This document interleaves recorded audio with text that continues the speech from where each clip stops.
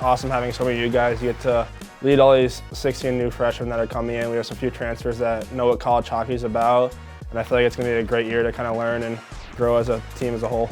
You know, the returners, we're super excited to build even a better culture than we had before. With that being said, you know, guys are excited to be here, ready to put on the Liberty sweater. So as a culture standpoint goes, I believe that the best way to go after that is just to be intentional with each and every one of the new guys and spend time with them and just to really grow a relationship with them as well.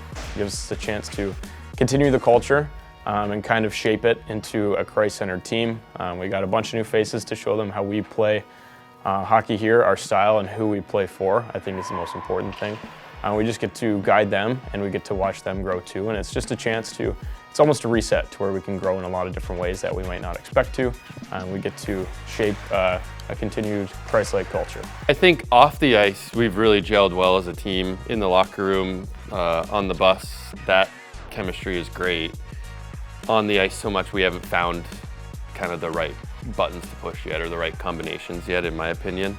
But that's the beauty of having a new team and having such a long season and so many good games against top teams is we get the opportunity every week to find that chemistry. So just a matter of time before we dial it in there. But as long as we're good to go in February come regionals, then we'll be happy with it. You're playing for the guy next to you, you're playing for the staff, you're playing for Christ, and it's very important that you want to go to battle for the guy next to you. So I think being close-knit family off the ice is the most important thing to us, whether it's going to events as a team, traveling, just team dinners, team functions. I think it's an awesome way with 17 new guys to just build a new family. We really trust our systems, and what Coach Garlow and Coach Graham has done is build a system that not only that everyone will be able to know where they're going to be, but also how each style we're going to play. We have such a young team, so many new guys. We are really changing the habits of how they play collectively and on an individual level.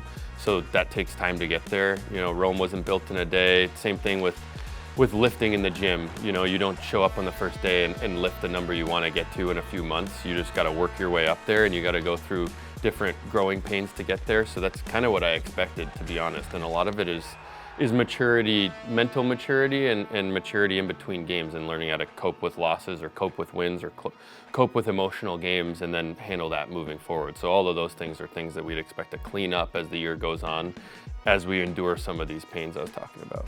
I know we all have high expectations for this team and we hold ourselves to a high standard, as we should. So going forward, it's just building blocks. Got a lot of faith in this team and excited to see where the road leads.